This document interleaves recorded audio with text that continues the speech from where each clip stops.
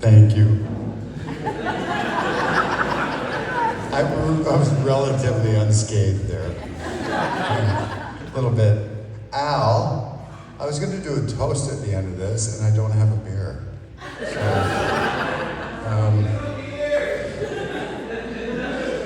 that's what friends are for. He's sad because I kick his ass in pickleball, but great to see everybody here tonight.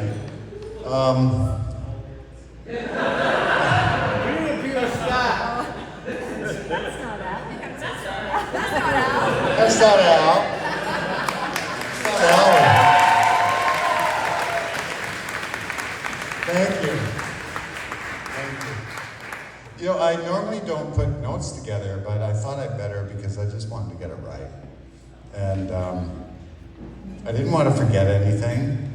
And when I do this sort of thing, I'm going to brag a little bit, so I'll apologize up front.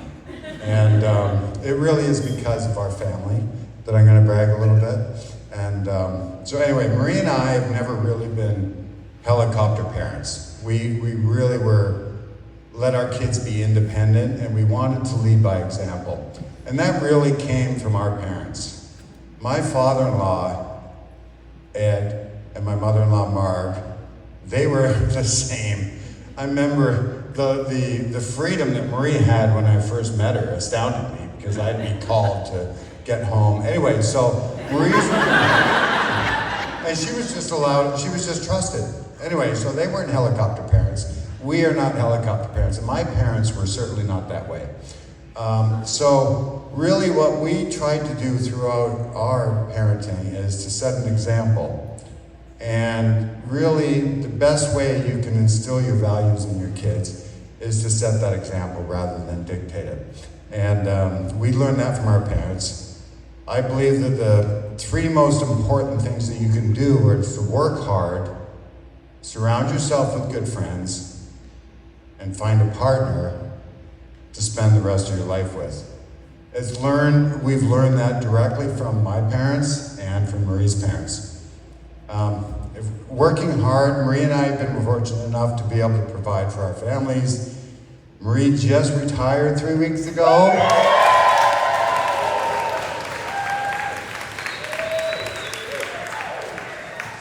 She's a little excited about that, and I'm a little scared. She will not have access to my tea times.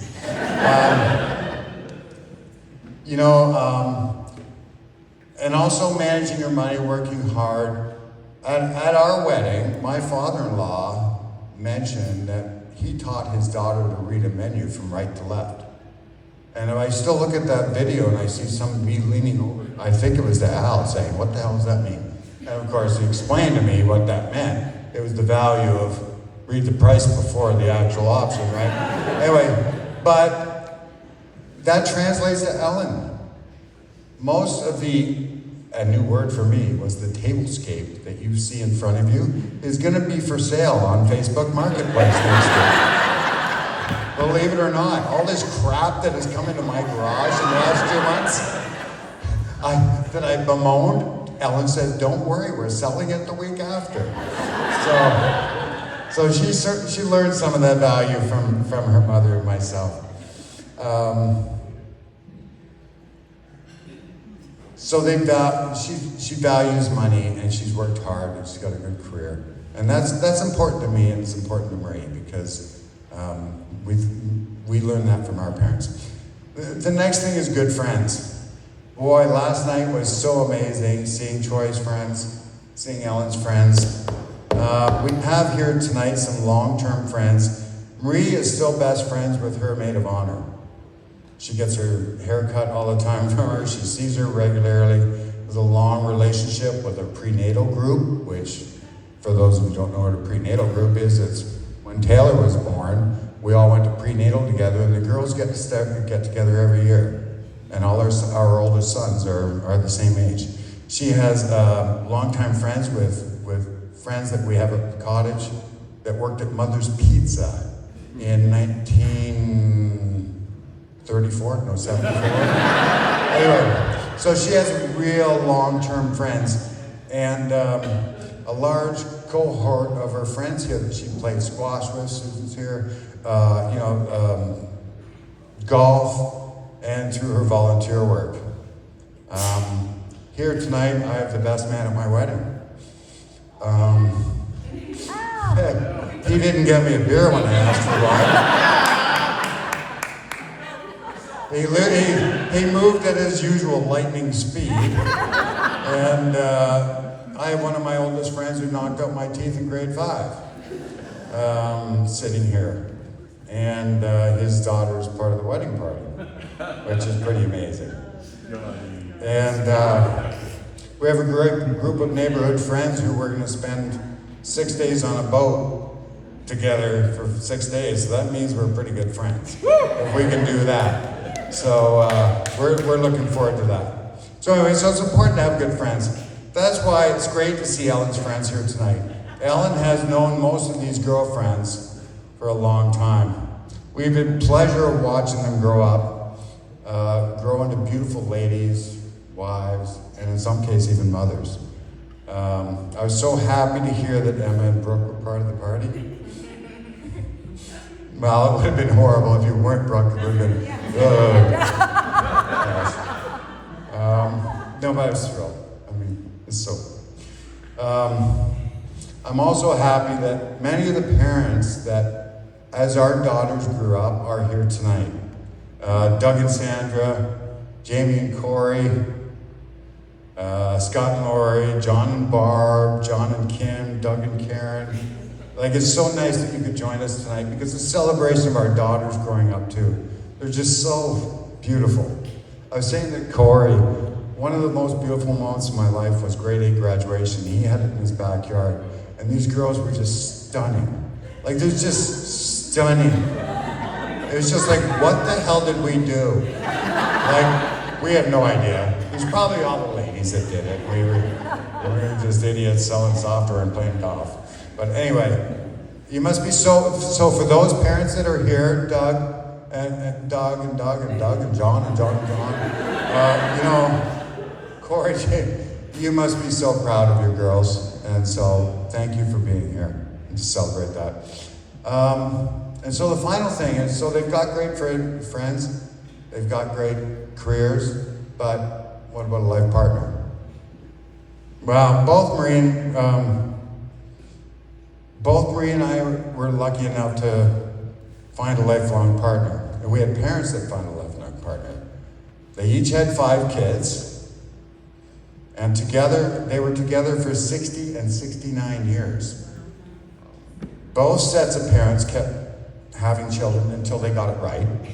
Or I should say perfect.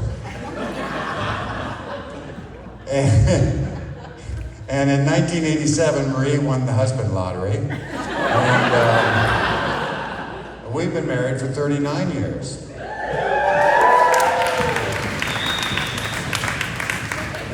And we're lucky enough to have our sons, Taylor and Alec, find partners that are beautiful, smart, lovely people.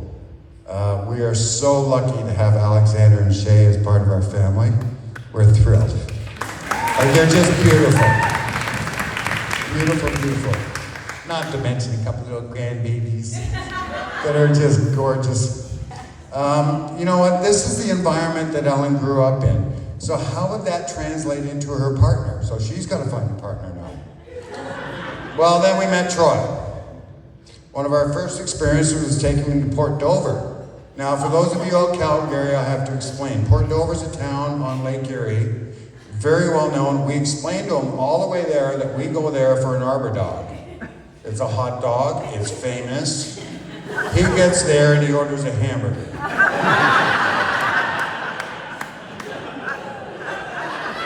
That was our first experience. And second of all, he's a ginger. Do we really want grandkids where their brains are rusting out? Okay. I asked him who his favorite Dallas Cowboy. Somebody alluded to this earlier. Said, who's your favorite Dallas Cowboy quarterback? Obviously, I was thinking I was pitching him a softball because it's easy. It's Troy Aikman. He said, I don't know any quarterbacks from Dallas. I asked him who his favorite baseball team. He said, I don't really watch it. What's his handicap in golf? Didn't know. So what type of fishing, more importantly, what type of fishing do you do? Saltwater, freshwater, fly? He says, nah, I don't really even know how to bait a hook. So far, he's 0 for like 20.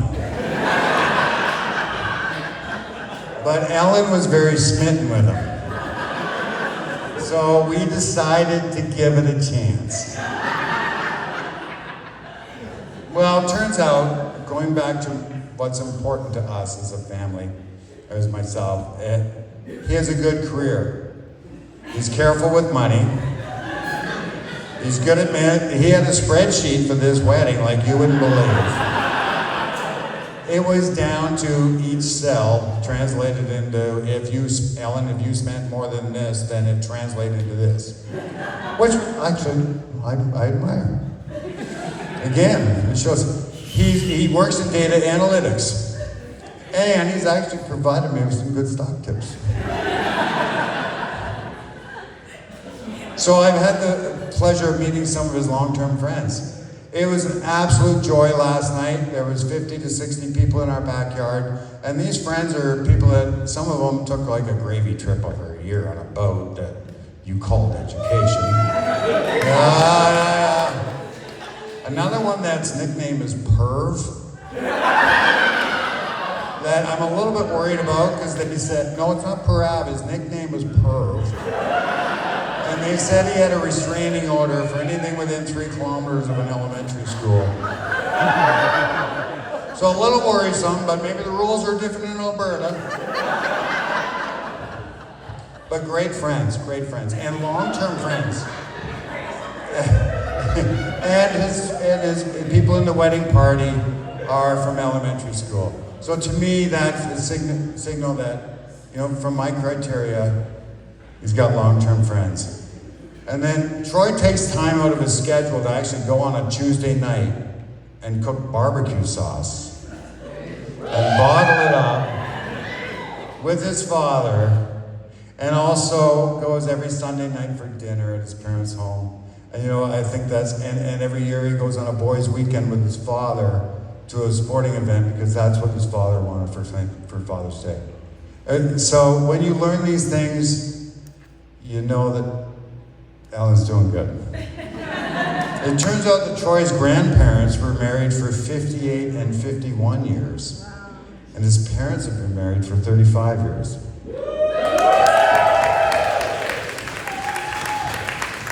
So as far as the boxes are concerned, okay, he might check them all. So I wanted to thank Bill and Joe for bringing up such a fine young gentleman, and we're thrilled to have him. And he values works, friends, and particularly his choice of a lifelong partner. So thank you. One other thing I wanted to say before I left was, Christian, where are you? Where are you? Nobody thanked you.